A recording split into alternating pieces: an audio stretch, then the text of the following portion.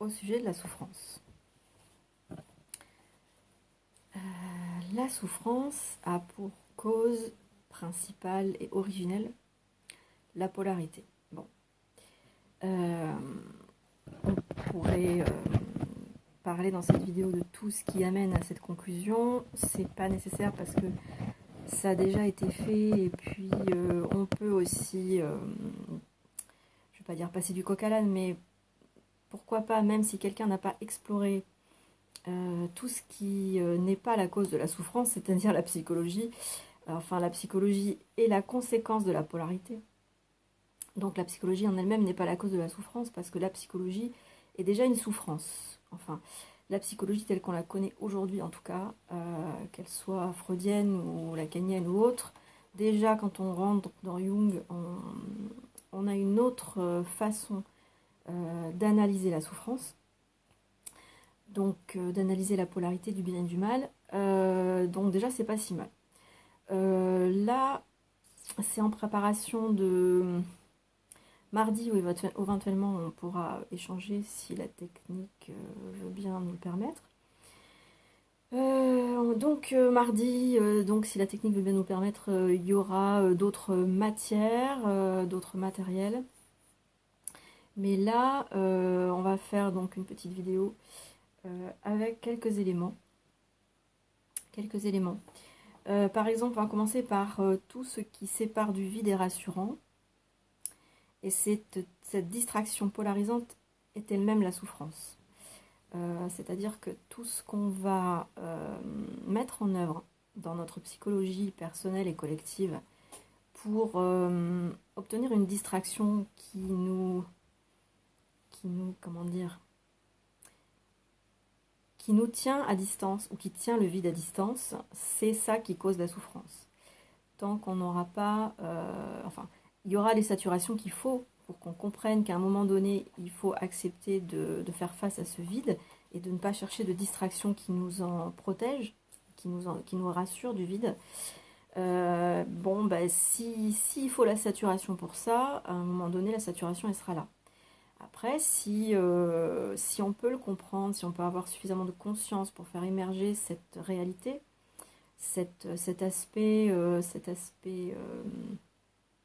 plein du vide, si on arrive à conscientiser que le vide est plein et que c'est presque aberrant d'en avoir peur, on peut effectivement commencer à changer de rail. C'est-à-dire que la polarité, c'est un rail. C'est-à-dire que le bien et le mal, ça consiste à dire ça c'est rassurant et ça l'est pas, en quelque sorte. Tant qu'on a peur du vide, le bien et le mal, ça va être plein de choses, mais en tout cas, c'est ce qui va nous séparer du vide. La polarité, c'est ce qui sépare du vide. Donc, quand on va être en face d'un choix, on va se dire ça me rassure, et ça me fait plus peur. Donc, tant qu'on est sur le rail de la totale confiance en la polarité, on va choisir la solution qui nous fait le moins peur, qui nous rassure. Et on ne prendra évidemment pas l'autre, qui serait pourtant la meilleure dans l'efficacité et dans la pérennité. Mais tant qu'on ne peut pas changer de rail de perception, on ne changera pas de rail de perception d'abord totalement, c'est-à-dire on ne va pas passer d'un rail qui fait confiance à la polarité à un rail qui fait confiance au vide. On va passer, alors même si on conscientise, alors soit si on conscientise ou soit si on bascule partiellement par effet de saturation, de toute façon on passera par un deuxième temps, celui qui est le second après le fait de faire totalement confiance à cette rassurance de la polarité. On passera par un cap qui est le cap de l'aiguillage. C'est-à-dire qu'on ne peut pas complètement basculer dans le vide parce que notre corps n'est pas adapté à ce système électrique, parce que le vide est un système électrique qui est totalement différent du système électrique de la polarité. Donc on va être obligé de faire ce qu'on appelle la translation. Voilà, la translation. C'est un mot dont j'ai fait la connaissance juste après les attentats du Bataclan, enfin l'attentat du Bataclan. Et plus tard, j'ai découvert que, parce que je ne l'avais pas trouvé dans le dictionnaire, hein, les plans m'avaient dit ce mot-là, tu dois le chercher en français et pas en anglais, parce qu'il ne s'agit pas de traduction, il s'agit d'autre chose. Donc je ne l'ai pas trouvé dans le dictionnaire, il a fallu attendre des années pour qu'un cariste m'explique que c'était un terme de chariot élévateur. Ensuite, j'ai découvert aussi que dans la psychologie des profondeurs, ce mot était utilisé par Jung et par tous les gens qui ont suivi la science de Jung. Voilà.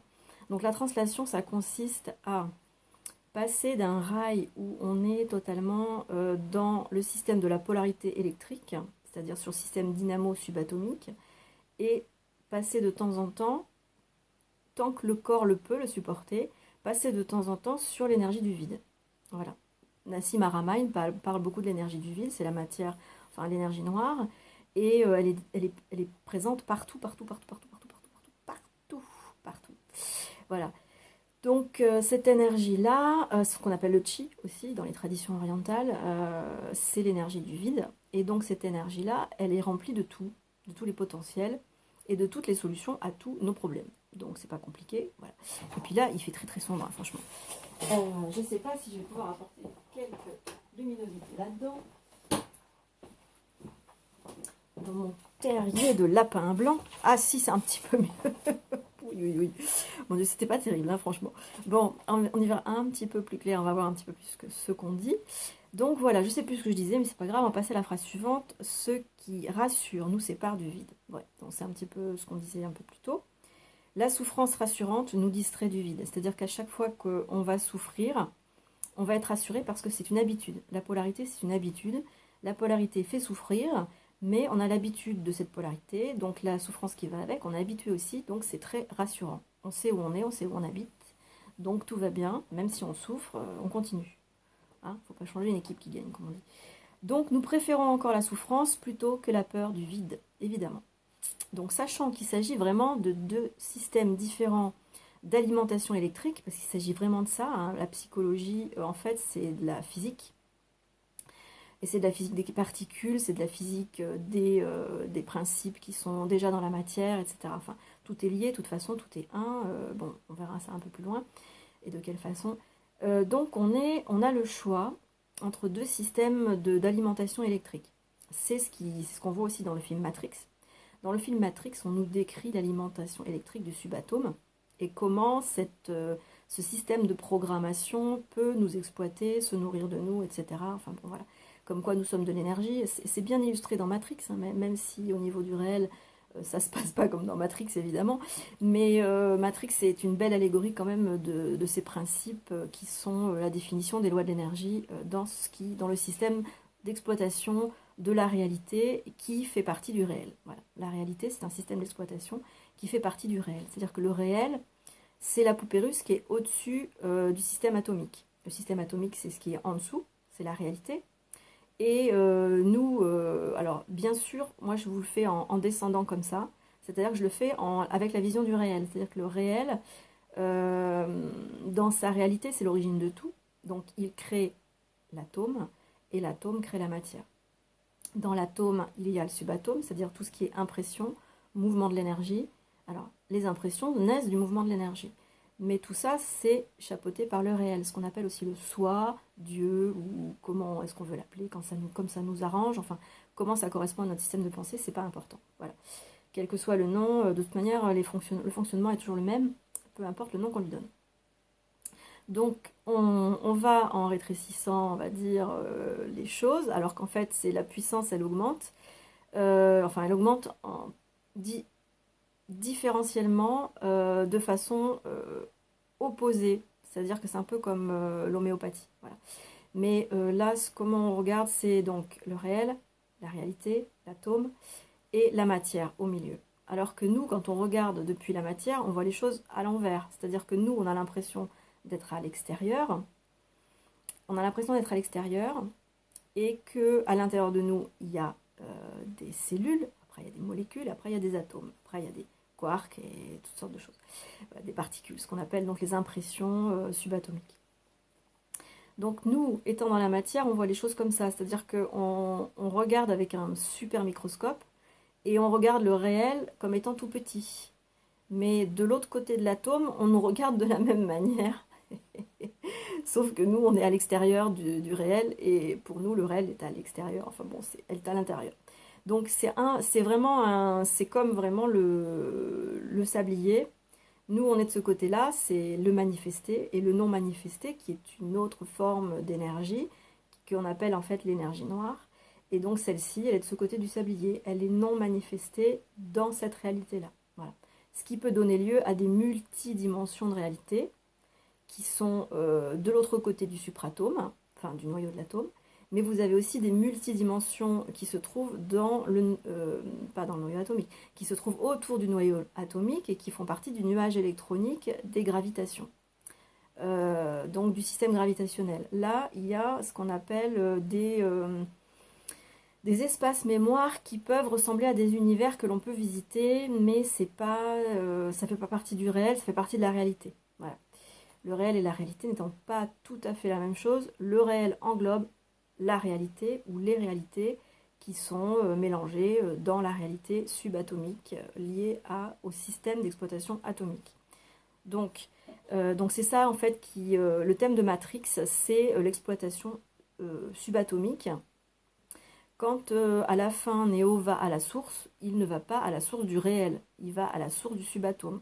C'est-à-dire qu'il va effectivement dans le noyau de l'atome, donc de là d'où partent la programmation des mémoires qui seront ensuite subatomiques, mais il ne traverse pas le petit point, c'est-à-dire que à la limite, si on devait signifier dans Matrix que Néo va vraiment à la source de la source, c'est-à-dire au réel, et non pas à la source des machines, il devrait se faire tout petit comme le mec dans Ant-Man, et rentrer au milieu du gros visage qu'il y a à la fin et qui est très méchant et qui râle, etc. Il devrait rentrer là, et là, il rentrerait dans un autre truc. Voilà. Ce serait ça un petit peu comment est-ce qu'on pourrait se figurer le voyage dans les espaces subatomiques et ensuite supratomiques, c'est-à-dire au-delà du noyau atomique, vraiment dans l'entonnoir qui se trouve de l'autre côté, en passant par un petit chat, par un petit chat d'aiguille, quoi, voilà. Jésus en parlait, ça tient, que le royaume, il fallait savoir passer au travers du chat, du chat d'une aiguille. Bref, voilà. C'est un petit peu de ça qu'il s'agit. Ensuite, une vacuité de mort n'est pas utile dans l'incarnation. Alors, la vacuité de mort, c'est le fait d'être dans le nihilisme, quoi. Alors, je sais pas si si je fais une bonne utilisation du mot, mais j'ai l'impression. C'est-à-dire de penser que de toute façon, rien n'a de sens, que de toute façon, rien n'aboutit à rien, que de toute façon, après la mort, il n'y a rien, que de toute façon, c'est le vide. Mais c'est un vide, donc j'ai envie de dire nihiliste, hein, mais je ne suis pas allée voir la définition. C'est un vide nihiliste dans le sens où on n'a pas de science dans ce vide. C'est vide de chez vide, quoi. C'est le vide auquel on pense quand on en a peur. Et ce n'est pas le vide réel, qui, si on le connaissait comme étant ce qu'il est, on ne pourrait pas en avoir peur. Voilà. Parce qu'il est tellement plein de l'inspiration de l'action juste dans l'incarnation que dans cette réalité, le vide ne peut pas faire peur quand on le connaît. Voilà. Enfin, voilà, le vide, c'est fini. La peur du vide, c'est fini. Voilà. À ce moment-là. Alors, tant qu'on est dans l'incarnation, tant qu'on est dans la translation, c'est-à-dire quand on est entre ces deux systèmes alors l'un, un système d'exploitation, et l'autre est un système de génération d'énergie.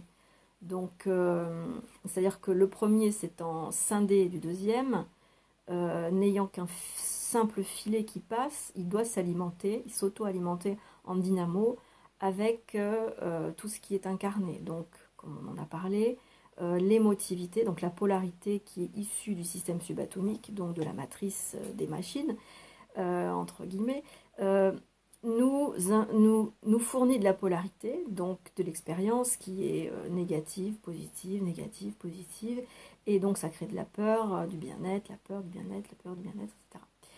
Et ça crée une énergie que l'on rend au subatome, qui est l'émotivité. L'émotivité, c'est une agitation des particules subatomiques qui est encore plus forte que celle des programmes subatomiques qui nous sont envoyés en tant qu'offre d'expérience. Voilà. Donc, est-ce que le subatome, il gagne plus à nous faire produire de l'émotivité que lui ne dépense d'énergie à nous faire des programmes? Je pense que ça s'équilibre, c'est l'équilibre des forces, quoi. Et, euh, et c'est pour ça que j'avais fait ce schéma, avec un petit peu l'intuition que le vide était éventuellement supérieur à sa manifestation. Disons, dans la logique de la fragmentation, le vide devrait être égal à l'énergie qu'il a scindée en lui de lui-même pour produire la manifestation.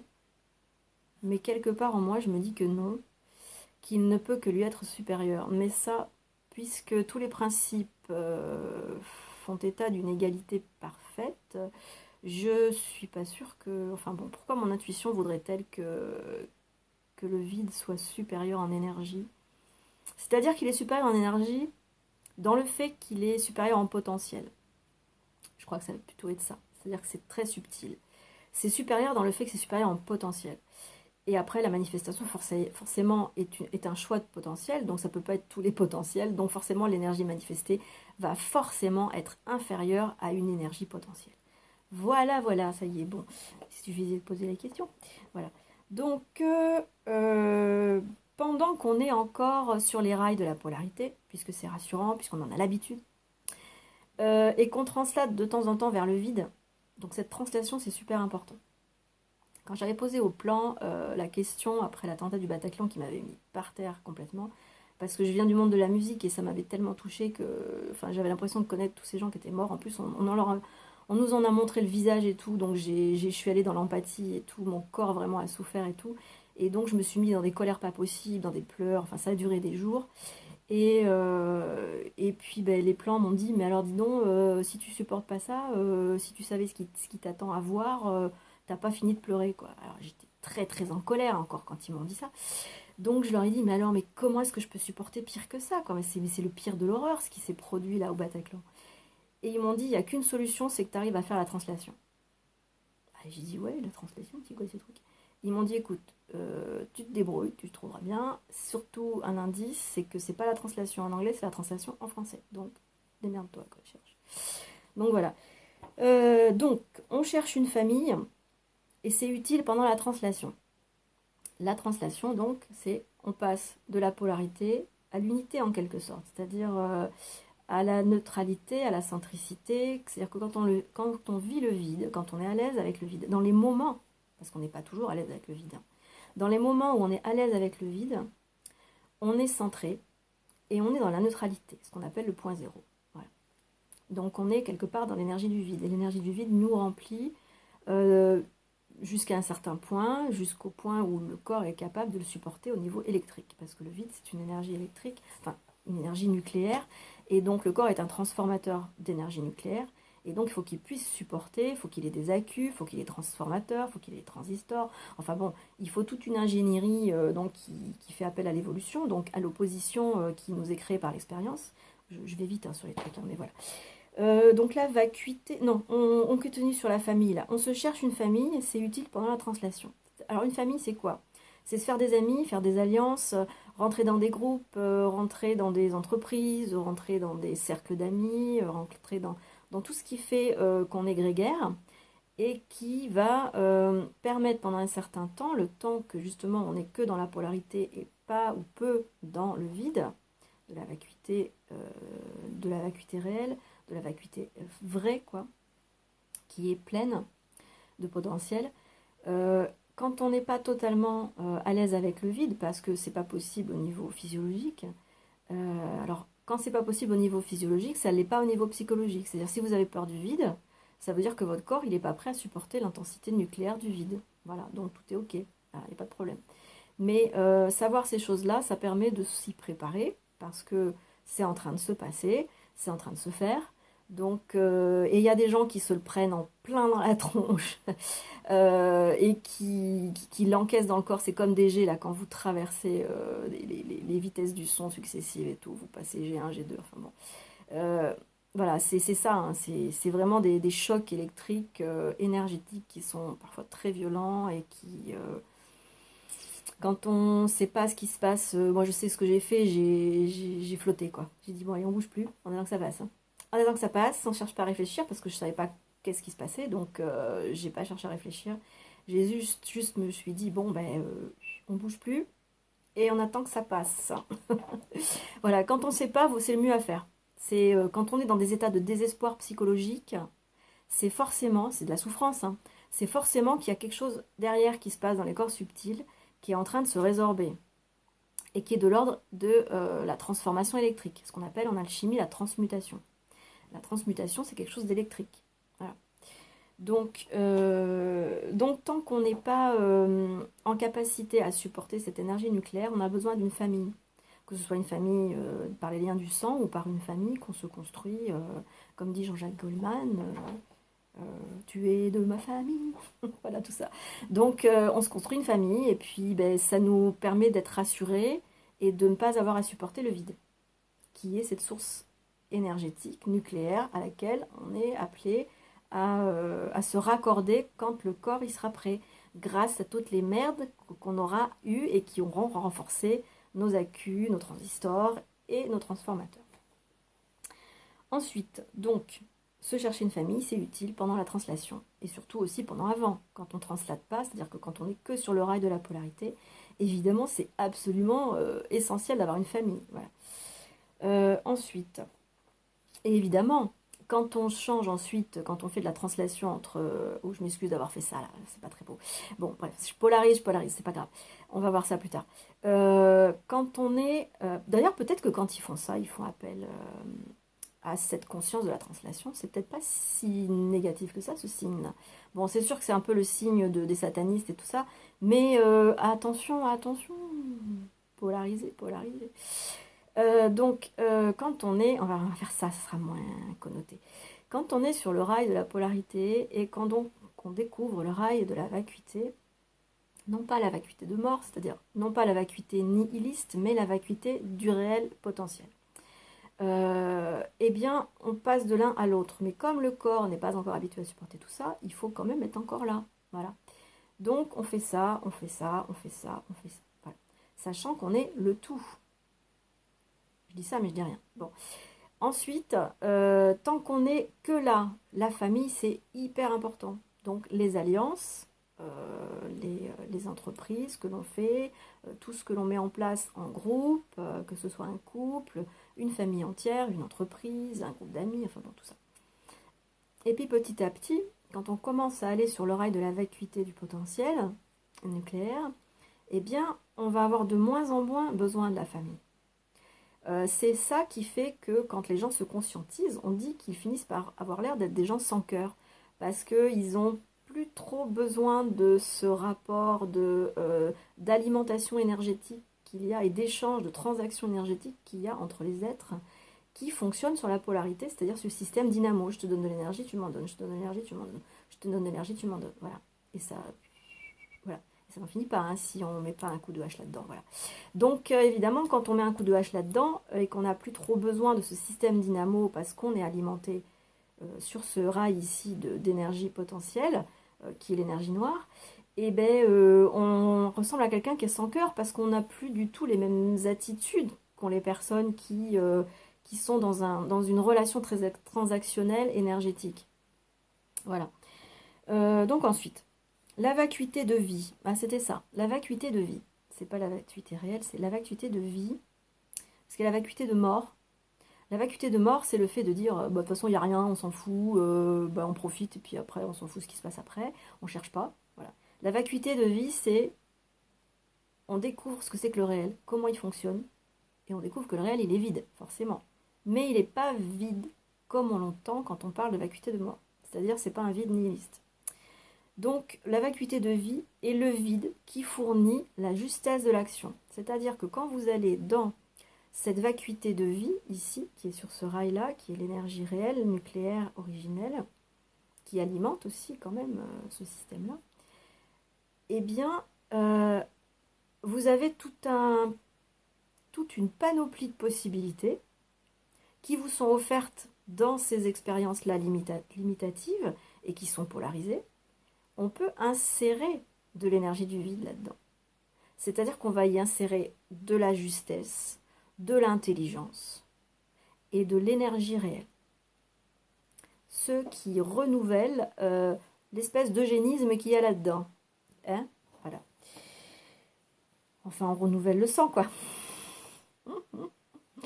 Ensuite, qu'est-ce qu'il y a? Le vide plein crée la conscience avec de l'impression. Alors ça, c'est à l'origine des choses. Le vide plein qui est là. D'ailleurs, je vous le présente comment? C'est à l'envers pour vous. Hein. Bon, bref. De toute façon, il faut voir les choses à l'envers de toute manière, donc vous n'avez pas le choix. Là, vous allez avoir le truc complètement inversé. Donc, à votre... normalement, c'est à votre droite, mais bon, ça va être à votre gauche, j'imagine, si c'est ce que j'imagine. Donc, qu'est-ce que je disais? Le vide. Ben, je sais plus, tu vois, j'ai perdu le truc. Le vide plein qui a la conscience. Ah oui, la conscience qui est créée par le vide. Alors, le vide, ça commence par le vide, mais il est plein de potentiels qui sont prêts à se mettre en mouvement ici, entre les deux, ce qui s'appelle le subatome.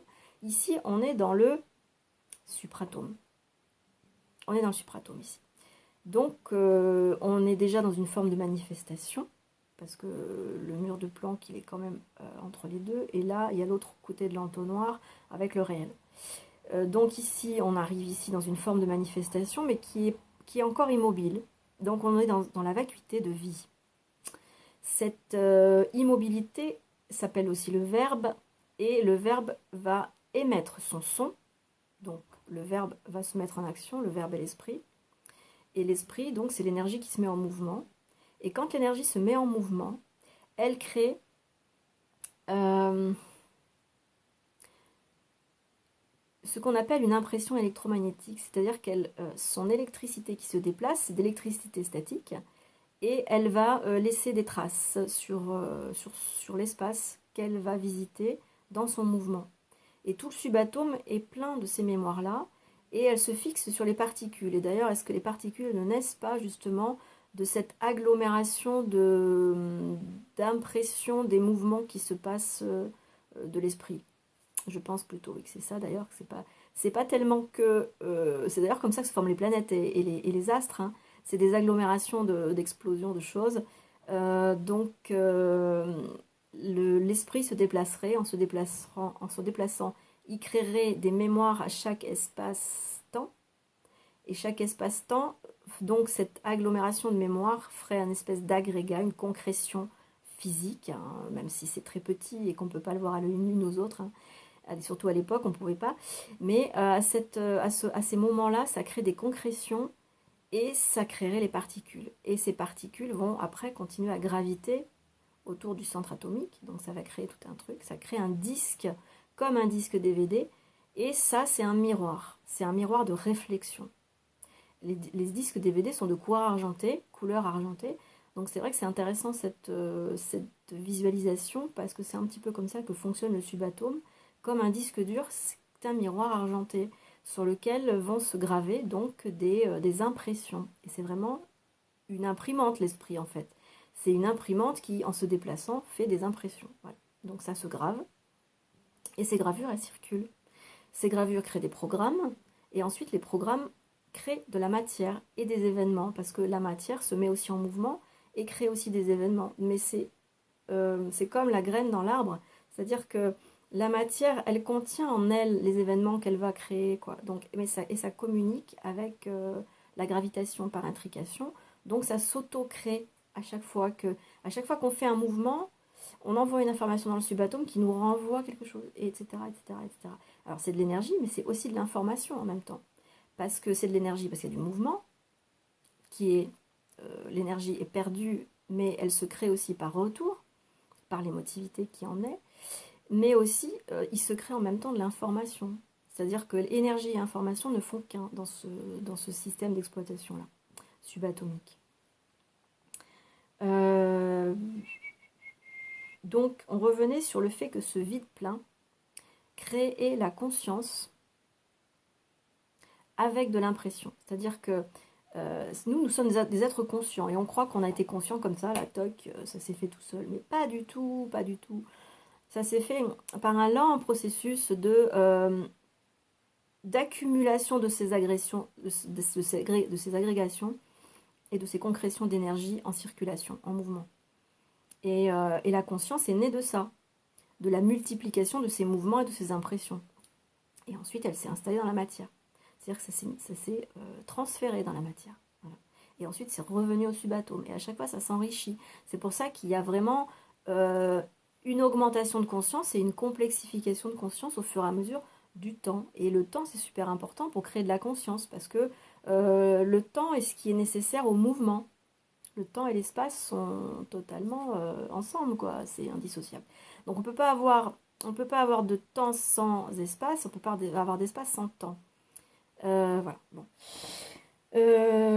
Ensuite, la mémoire subjective est une conscience inutile. Alors bien sûr, pas totalement, parce que le temps que la conscience se crée avec le temps, la conscience subjective, là, c'est un entre-deux qu'on est en train de vivre en ce moment, de façon très douloureuse, parce qu'en ce moment, on est totalement soumis à la conscience subjective. Alors, il était utile que se crée cette conscience et qu'elle se complexifie, etc. Mais la conscience objective a perdu tout contrôle, c'est-à-dire que le cerveau limbique, il a totalement disjoncté, il est passé dans le subjectif, il n'est plus du tout dans l'objectif. Le néocortex envoie des informations au cerveau limbique et c'est une cacophonie, c'est le chaos, quoi. C'est le chaos. C'est-à-dire que le discernement, on ne l'a pas suffisamment développé pour pouvoir faire le tri entre ce qui est objectif et ce qui est subjectif. Voilà. Donc du coup, le limbique, il met tout dans le même panier et il s'énerve même pour des choses qui sont insignifiantes. Voilà. Parce qu'il s'énerve pour des choses insignifiantes, parce qu'une chose insignifiante, pour le limbique, ça veut dire une menace de mort. C'est-à-dire que si votre image du moi, de la personnalité de l'avatar, est remise en cause, le limbique, il est prêt à combattre, prêt à fuir, prêt à tout faire, etc. Et puis, ben, c'est ça qui crée l'émotivité et qui entretient la matrice dans son... Donc, quand on aura cultivé le discernement pour quand même faire la différence entre ce qui est objectif et ce qui est subjectif, on comprendra alors que toute impression subjective est inutile. Parce que seules les impressions objectives ont une utilité. Et le cerveau limbique est très utile parce qu'il sait ce qu'il faut faire comme sécrétion hormonale quand il y a une menace objective. Mais le problème, c'est qu'il sécrète les mêmes hormones quand il y a des menaces subjectives qui n'ont pas l'utilité de ces hormones. Ces hormones, alors, n'étant pas utiles à l'action, vont aller au subatome et continuer à fabriquer des programmes de merde. Voilà. Ensuite, qu'est-ce qu'on a? L'avatar imprimé de conscience fera le tri de lui-même. Alors, de par lui-même et dans lui-même. Voilà. Seul l'avatar averti n'abandonne pas son corps à l'esprit. Alors, là, je voulais parler de ça parce que y a une nouvelle mode chez les enfants, les adolescents, c'est de faire des voyages astro. Ça devient la mode. Alors attention, c'est bien ça. Mais un corps vide, et surtout quand il n'est pas fermé, c'est la porte ouverte à toutes les fenêtres, comme il est dit dans La Vérité si je mens. Quoi. Voilà. C'est hyper dangereux, quoi.